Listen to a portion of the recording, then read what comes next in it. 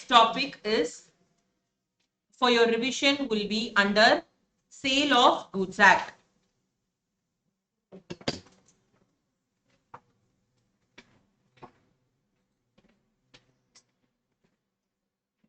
Friends, Sale of Goods Act. The moment you see this particular chapter, couple of things which should come to your mind is, number one, the definition on the term goods. Okay, that is number one. Number two, you have to understand when a sale takes place. These are the two primary stuffs which you need to understand. Okay, so what does the definition say about goods? Section 2, subsection 7. Goods means every kind of movable property other than, very good, and includes share to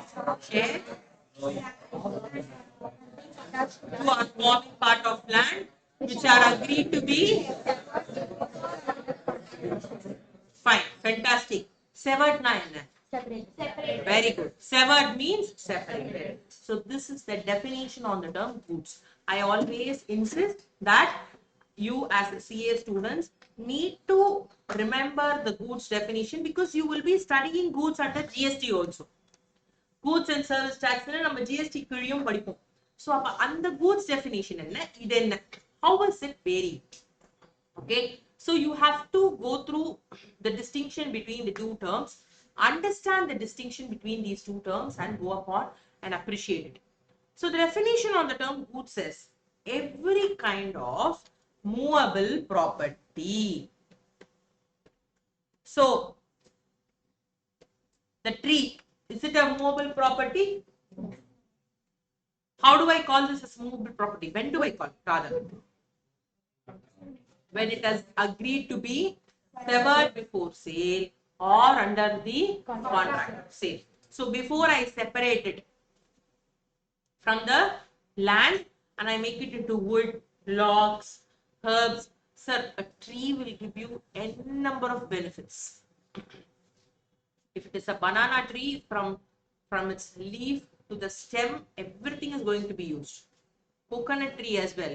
Any tree for that matter, its leaves, woods, and the trunk, the bark. It's always, a very interesting thing to note that Sale of Goods Act insists upon the movable property. Very important. So please don't give any illustration with regard to land. Immovable property taradu. Whenever you go with the definition, don't go with regard to immovable property. Give it with regard to the movable property. Okay, this is number one. Number two, what are the classification of goods? Existing goods, future goods, and contingent. Existing goods, further how do you classify? Specific, ascertained, and okay.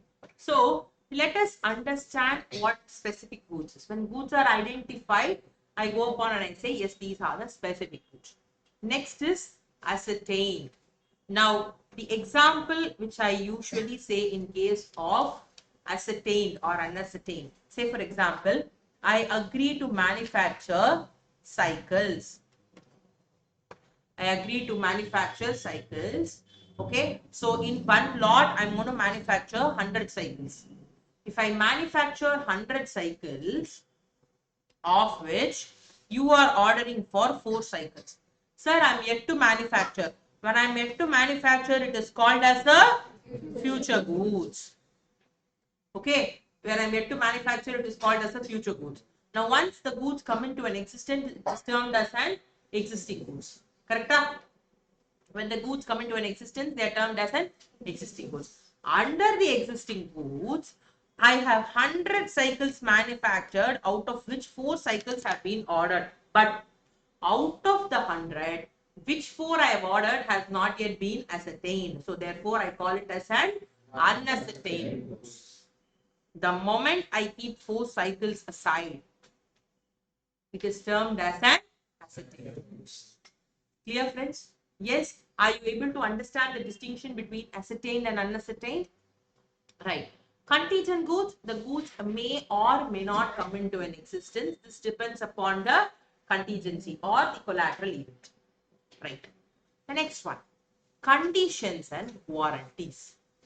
When you come up with the term conditions and warranties, okay, what is a condition?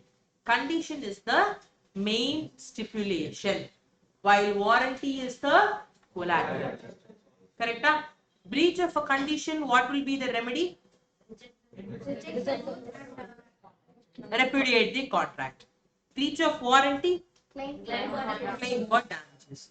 What are the instances under section 13 subsection 1 and 2?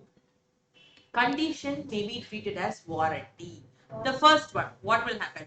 Condition may be treated as a breach of a condition, may be treated as a breach of a warranty. In that case, what will happen? The buyer may reject the goods and repudiate the contract. Okay. The next one, breach of warranty in case of contracts which cannot be separated, non-severable contract of sale. Breach of condition shall be treated as breach of warranty and claim for damages can be made. Clear? And the second condition example. Breach of condition shall be treated as breach of warranty. The example.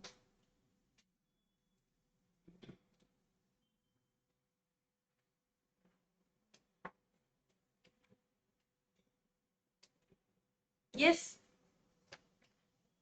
Tell me an example. Any example which you come across, which you remember.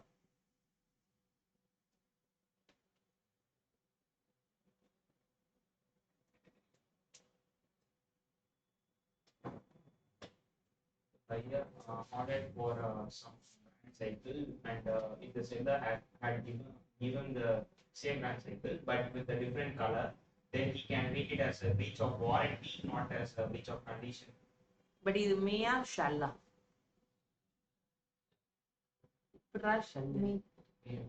May the option. Na second one shall.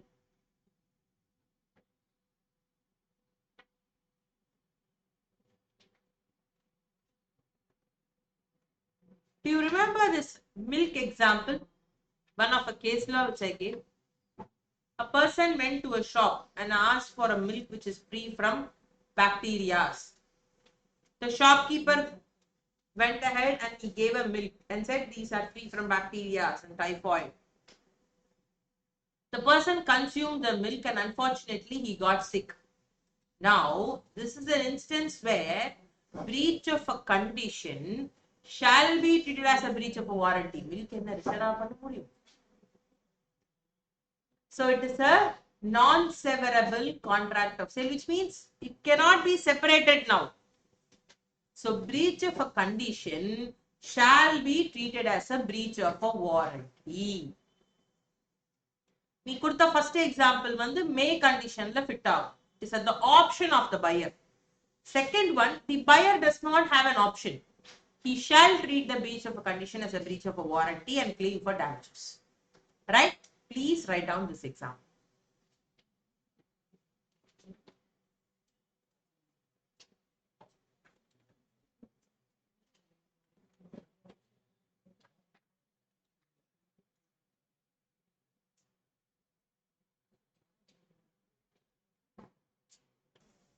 Condition and warranty. Breach of condition, breach of warranty. I told you in case of a breach of a condition, okay, reject the goods and repudiate the contract. In case of breach of warranty, claim for damages.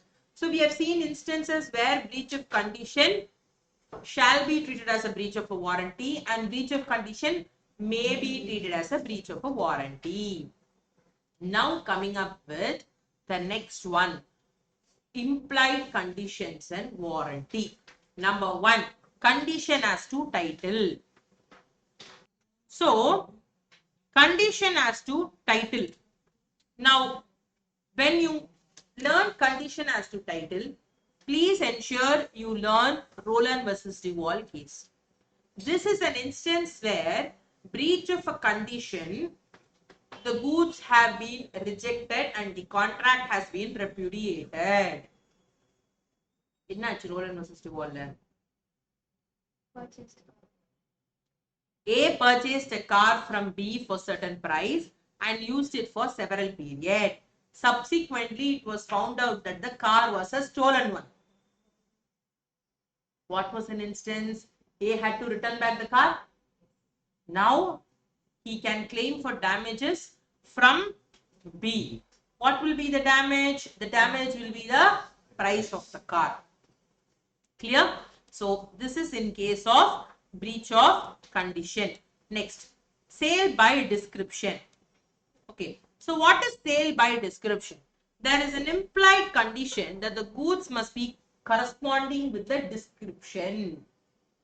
I say something as a Kanchivaram silk.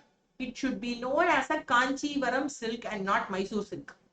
It should be known in the market as Kanchivaram silk. Okay. Sale by sample na? Sample should correspond with bulk.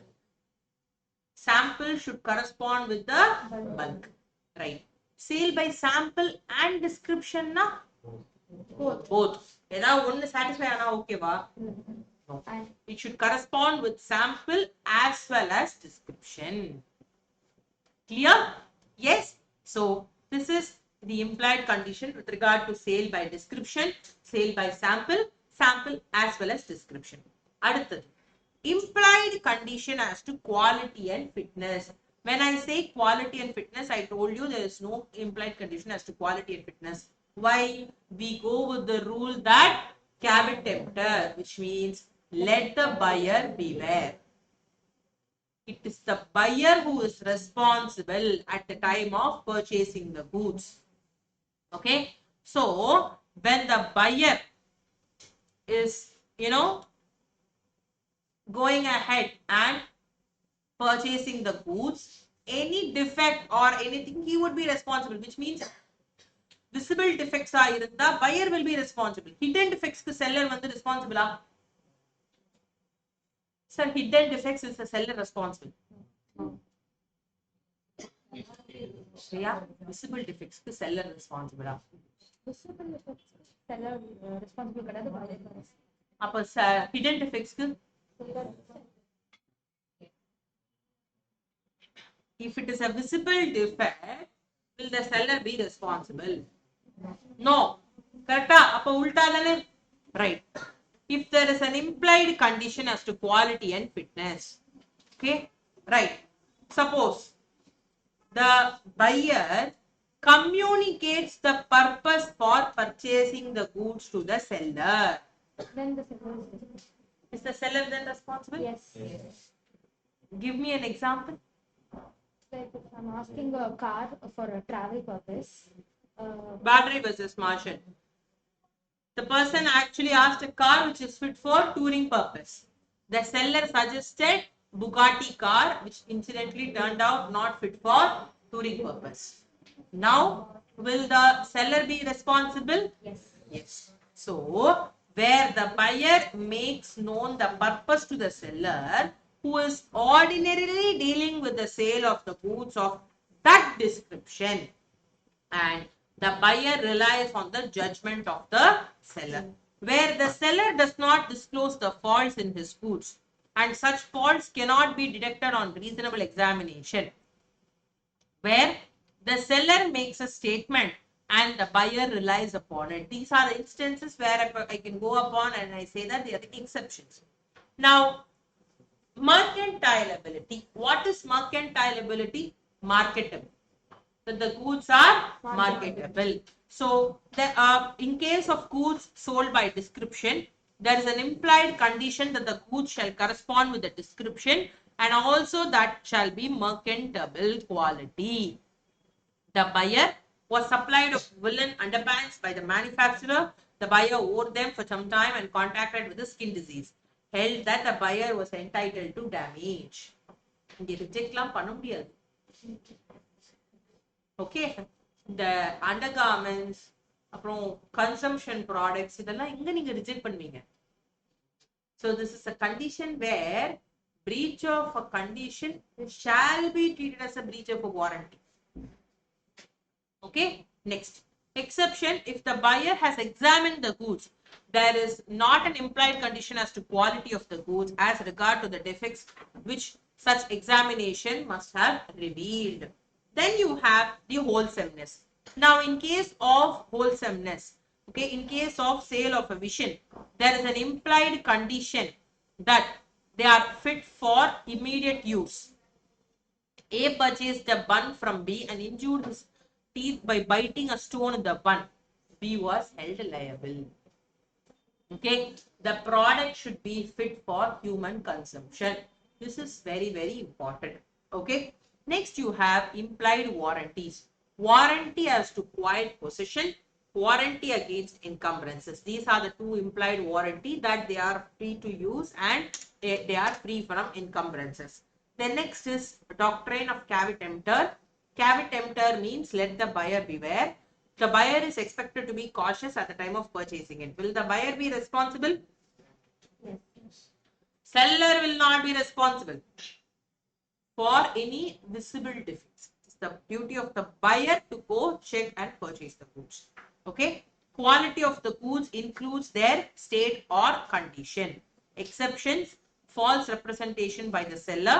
Seller actively conceals the defect and goods are bought by description. The next, risk follows ownership. Sir, I hereby go upon and I say that the term risk and ownership are coexisting. They are going ahead with it. Risk follows ownership. Right. Now, I think you all are aware of the term ownership and possession. Ownership is a bundle of rights, while possession is a Just having the correct. So, when I say risk follows ownership, okay, when I say risk follows ownership, I say that at the time of sale, when the sale takes place, the risk also follows. So when does the sale take place? We are going to now understand when does the sale take place.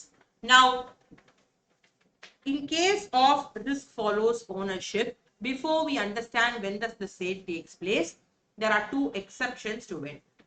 Certain times, the seller and buyer may agree that risk will not follow ownership but will follow possession. If the buyer and seller have expressly agreed to separate risk from ownership, then risk follows possession. Okay. One more exception. Either the buyer or seller causes delay in delivery shall bear the loss arising out of such fault. There is a delay by the seller. Now, in that case, will the buyer be held responsible? No. Okay. Next, transfer of property or ownership. Here I come up with the answer. When does a sale take place? Now, I hereby quickly go through the process. I am just going ahead and revising section 18 to 26. When it is an unascertained goods, when the goods are ascertained. Okay, when the contract is made for specific or ascertained goods at the time where parties intend it to be transferred. Sorry.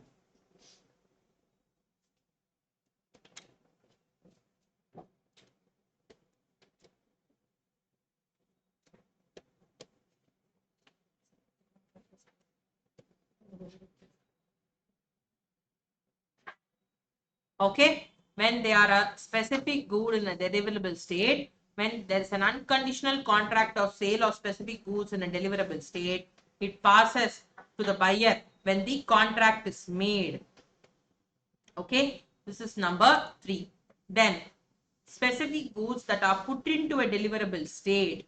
Okay, for the purpose of putting the goods into a deliverable state, such thing is done and the buyer has a notice thereof. Can an example?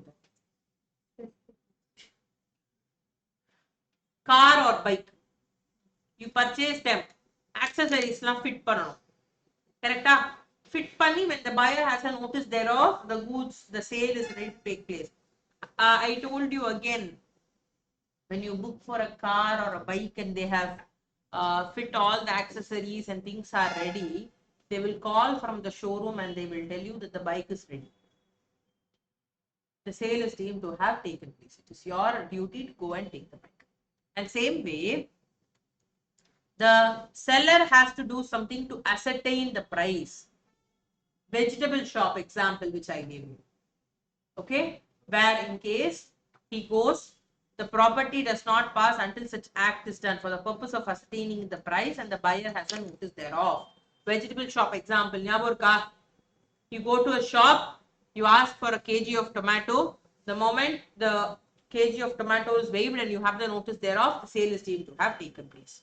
Then unascertained goods or appropriation, where there is a contract of sale for unascertained or future goods. Okay, this is very, very important. The goods are unconditionally appropriated either by the seller with the assent of the buyer, either by the buyer with the assent of the seller. Such assent may be express or implied.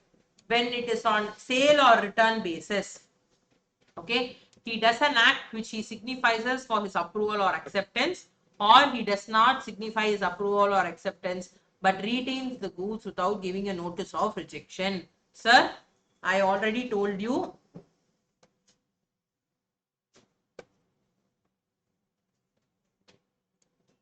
That's it.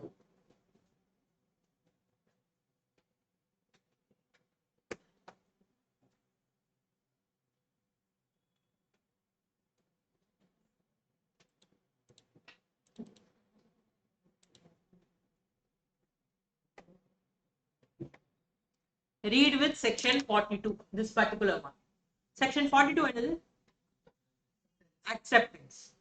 Okay, this should be read along with section 42 under your Sale of Goods Act.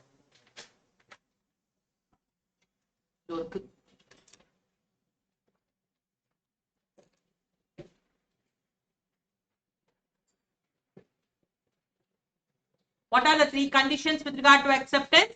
When he intimates that he has accepted them, or if he is rejecting, he should have rejected. Say reject panla, he retains the good without giving the notice of rejection. It amounts to acceptance. Okay, right. Credit period is given. He has not paid within the stipulated credit period. Okay, when the goods are delivered to him in relation to the goods which is inconsistent with the ownership. Again, within the credit period, if he has made payment, problem illa. But he has said that I will pay it within 45 days. But he has not paid. He is still holding the goods. Is it deemed to have been acceptance? Yes. Okay. Quickly go through the three conditions and I want you to go through section 18 to 26. Right. So, read with acceptance, you will have to read section 42 as well. Okay. Now we are coming up with reservation of right of disposal. Okay.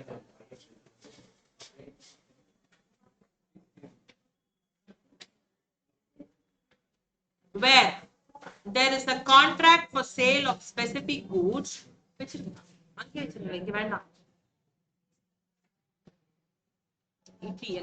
breakfast.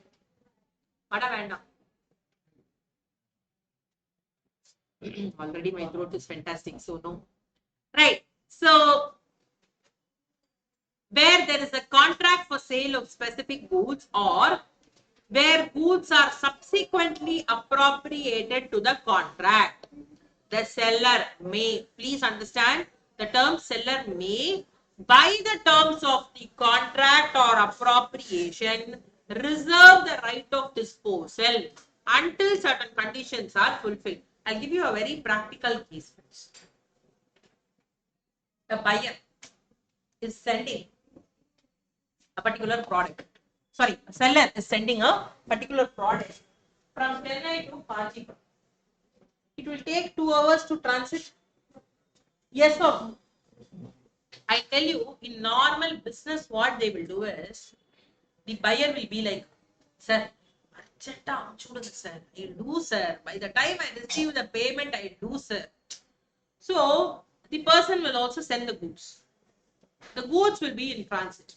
However, the person may instruct the transit driver, unless and otherwise he makes a payment, don't give the goods to him. The Amazon cash on delivery போட்டா பாத்துறீங்களா? You give the cash or you make the payment, then only he will hand over the product to you. Yes or no? So it is reserving the right of disposal. Okay. Then coming up with nemo.quad non-habit, which means no one can sell if he is a non-owner, but we have certain exceptions. Only a seller can confer a valid title upon the other person. The exceptions to it we saw was a mercantile agent. Mercantile agent example சொல்லுங்க. Like நான் வந்து என்னோட கூட வந்து விற்க சொல்லி ஒரு agent கிட்ட கொடுக்குறேன்னா he can sell the good. Shreya, recollect mercantile agent.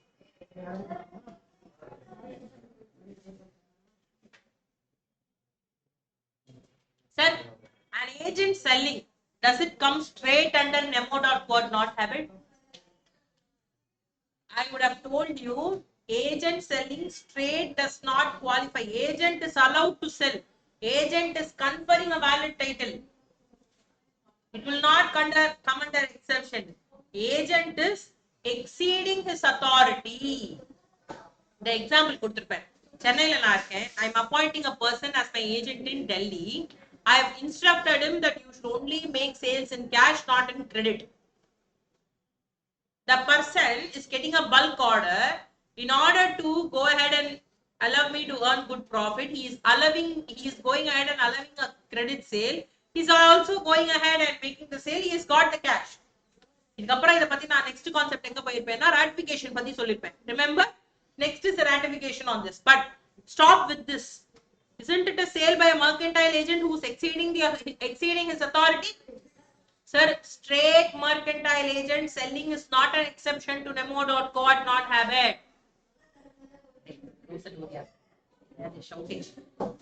So, selling straight is not an exception to nemo.quad not habit.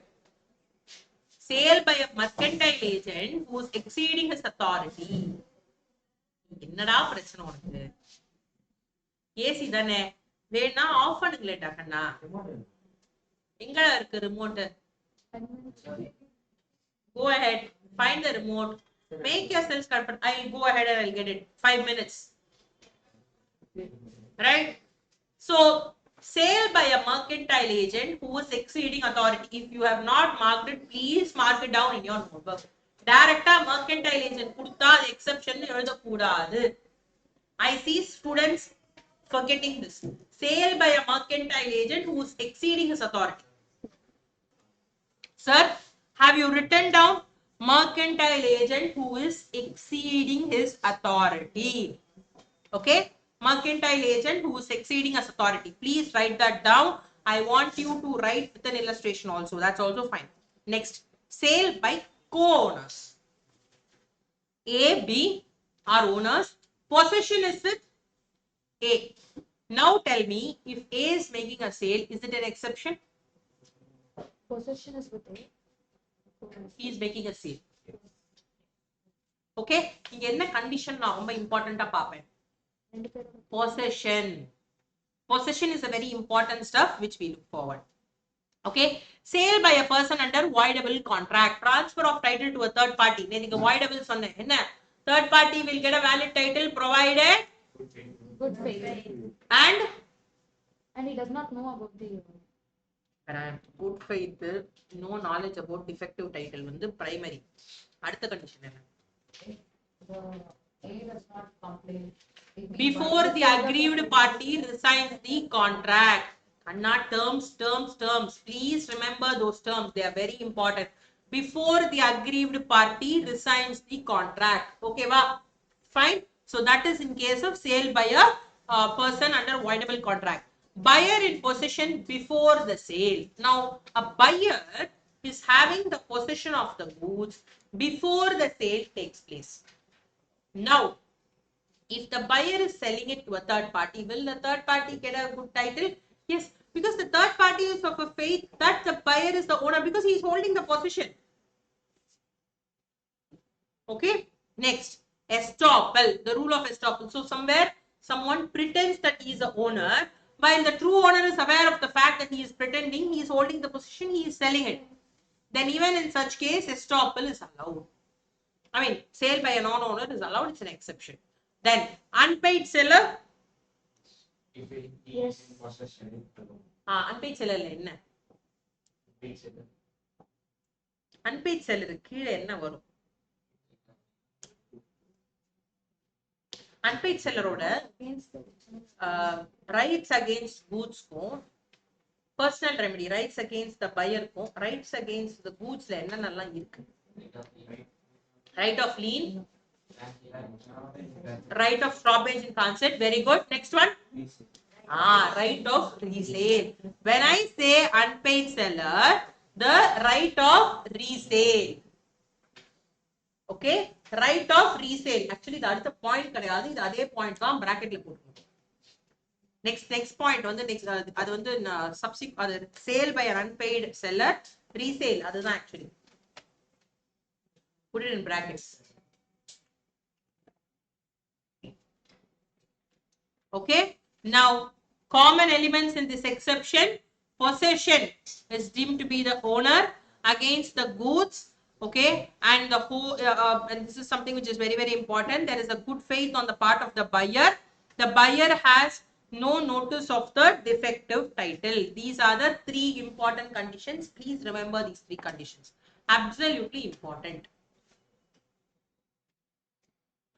Okay, the next one is auction sale. Auction sale is a specific or a special mode, I would say. When an auction is conducted, a base price or a reserve price is fixed. அதுக்கு கீழே போக முடியாது. So a base price or a reserve price is fixed.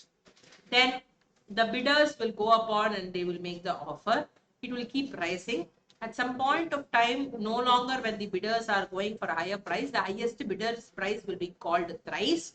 And then with the fall of the hammer, the auction sale is completed. Clear up? Fine. So that is an auction sale by the seller. The next is performance of contract. Duties of seller and buyer. It is a duty of the seller to deliver the goods and of the buyer to accept and pay for them in accordance with the terms and conditions. Delivery of the goods and payment of the price are concurrent conditions. Concurrent na enna? It should go and Should go hand in hand. You should pay the price, the person should give the delivery unless and otherwise agreed. அதனாலதான் I would have used the word this is subject to an agreement to the contrary. அப்படின்னா என்ன? like normal. Subject to the agreement to the contrary means unless and otherwise expressly agreed by the buyer and seller. இப்போ delivery of the goods shall be in whole. Correct? When can delivery be in installments? Unless and otherwise expressly agreed by the buyer and seller, delivery can be in installments. Clear? Yes? Please go ahead and mark it down.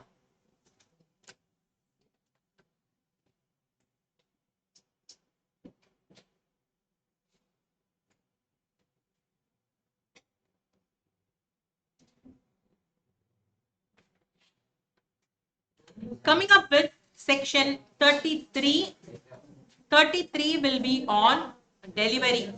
Unless and otherwise and agreed, unless and otherwise it is agreed, delivery of the goods shall be made by doing anything which the parties agree shall be treated as delivery or which has the effect of putting the goods in the possession of the buyer or any person authorized to hold them on his behalf.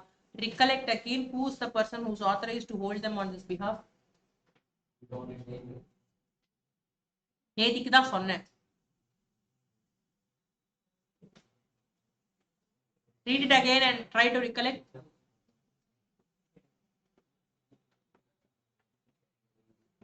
Warehouse keeper. Amava India. Any person who's authorized on his behalf. Example, warehouse keeper. Okay. Then part delivery, section 34. A delivery of the part of the goods operates as delivery of the whole, but an intention to sever it from the whole does not operate as a delivery of the remainder. And yes, of course, the buyer to apply, and goods shall be delivered at the place and time where they have agreed, and at the time of sale where they have made. In case of future goods, as agreed. If no time is fixed, then the seller shall deliver the goods within reasonable time. Reasonable time depends upon the facts and circumstances of the case. Right now, demand for the delivery shall be made with reasonable ask.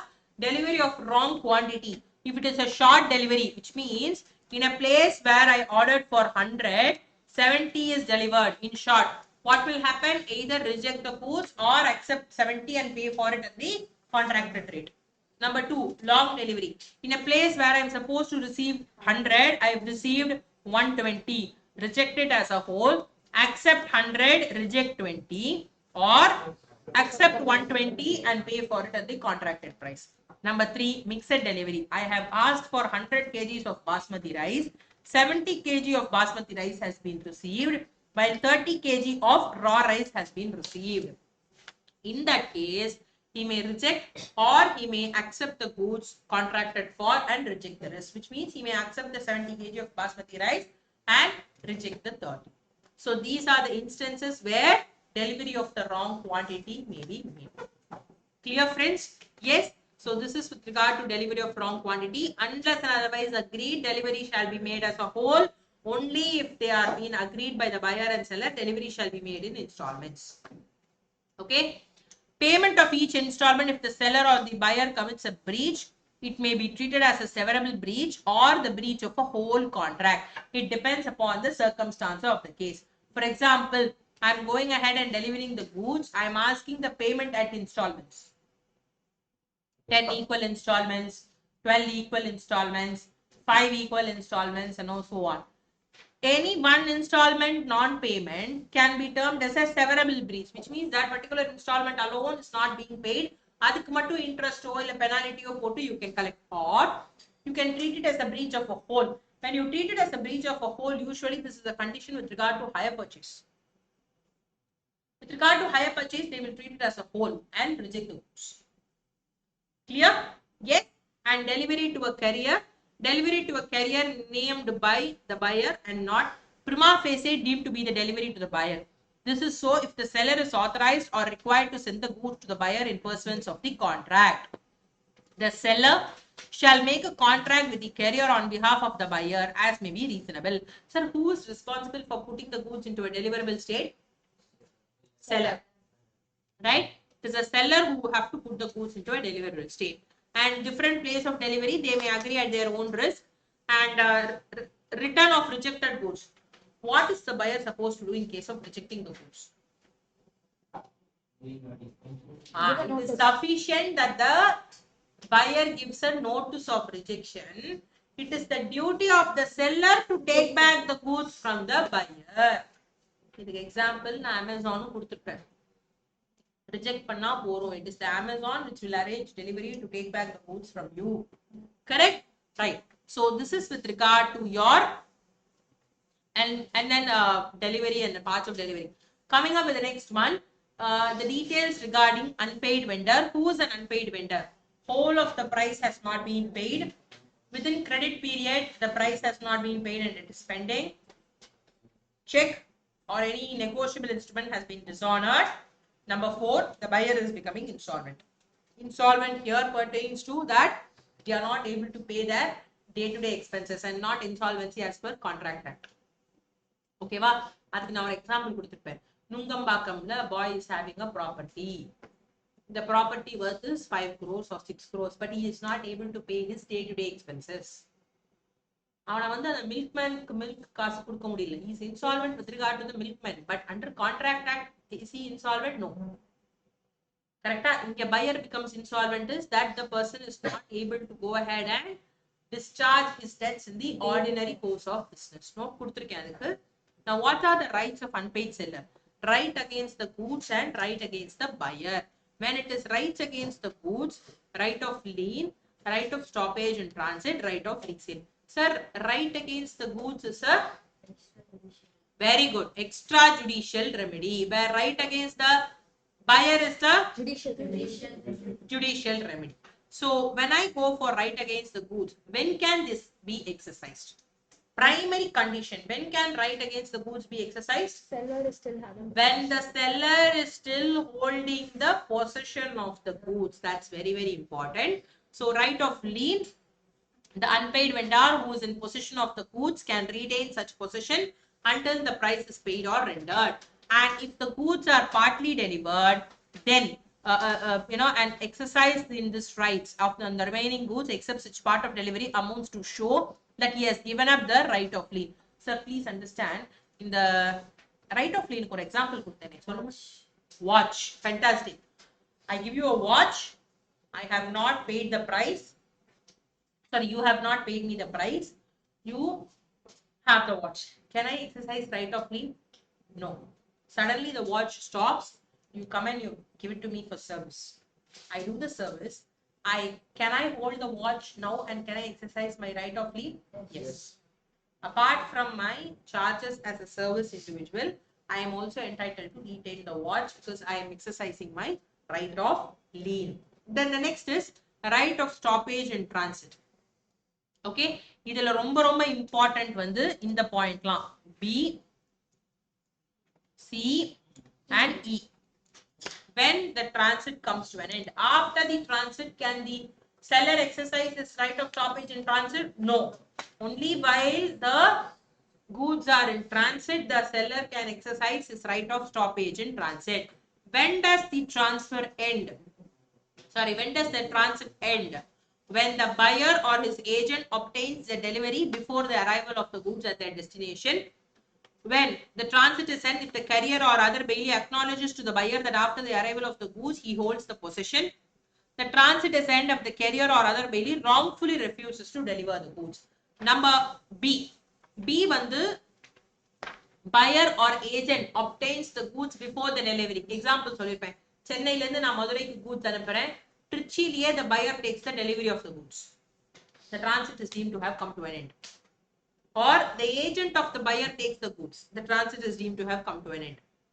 When the carrier or other bailee acknowledges to the buyer, sorry, carrier, the truck driver, takes the delivery of the goods, he calls the buyer and he tells that he has taken the delivery of the goods. The transit is deemed to have come to an end. Okay, this is number 2. Number 3, where the carrier or the bailee wrongfully refuses to deliver the goods to the buyer. These are the instances where transit comes to an end. Okay, so these are with regard to your right of stoppage in transit. Right of resale. Right of resale can happen on 2 instances. One, with notice, without notice. Without notice, ever allowed? In case of perishable goods, without notice, sale can be made. But in case of non-perishable goods, if it is with notice, okay, with the notice, he can retain the profits resulting from such sale and claim for damages from the original buyer. But if he does not give a notice of his intention to resale, he must pay back the surplus or profit to the original buyer and bear the loss if any. Clear? Right? So this is with regard to your right of lien, right of stoppage in transit and right of resale. அடுத்தது, remedies available to the seller against the buyer in case of breach of sale.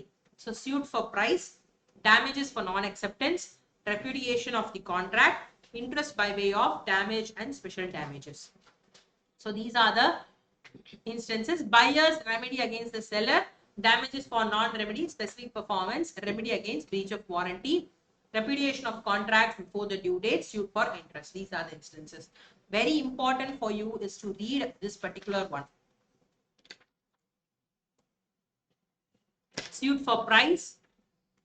The buyer had taken the possession of the goods. The seller has parted with the possession of the goods. What will happen?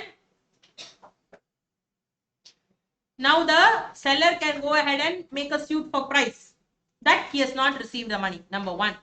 Next is damages for non-acceptance, where the buyer wrongfully neglects or refuses to accept and pay for the goods. The seller may sue him as a compensation for non-acceptance. Repudiation, cancellation of the contract. எல்லாம் ready பண்ணி delivery பண்ணும்போது cancel பண்ணுவாங்க. Again, that's for cancellation charges and all those things. Interest by way of damages or special damages, where the buyer does not take the goods. The attempted performance வந்திருக்கும்.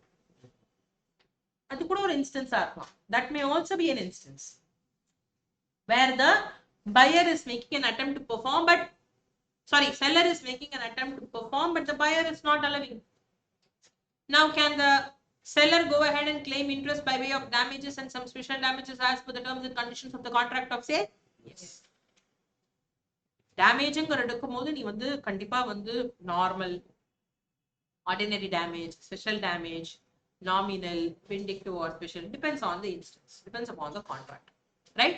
So these are the important things with regard to your Sale of Goods Act. Any doubt, friends? Yes.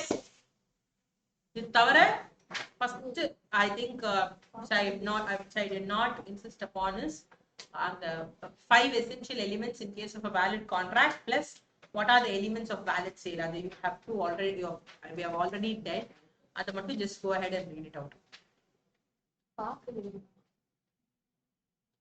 delivery na சொன்னேனே, installments பண்றதுக்கு என்னமா புரியல. Part delivery இது மட்டும். Oh, when unless and otherwise agreed, the seller shall deliver the goods as a whole. If the buyer and seller has expressly agreed, delivery can be made in parts, which means in equal installments or in installments as agreed by the buyer and seller. Now,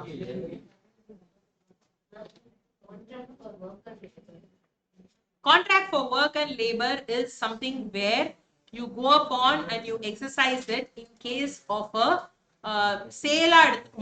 They are actually for work or hire. அதாவது எப்படி எடுத்துப்பேன்னா, say for example, there is a person who is coming. He is having a skill. Okay, architecture. So he is having a skill. He is performing his skill and not sale. So in case it is a contract which is involving skill and labor for performing a specific work and not the transfer of property in the goods. Architecture, painting, நிறைய இருக்கு. Skill labor நிறைய இருக்கு. Even this construction, straight residential construction யார் வேணா பண்ணலாம். But in the infrastructure project constructionsலாம் அவ்வளோ easy கிடையாது. அதெல்லாம் தெரிஞ்சு இம்ப்ளை பண்றவங்க எல்லாருமே contract for work and labour தான். வேற என்ன? Attempted performance is yesterday's contract type failure. The offerer has made an attempt to deliver where the acceptor has not allowed the offerer to go ahead and perform. Right? So go for your break. Come back for the next session. We shall go ahead and continue with the partnership act.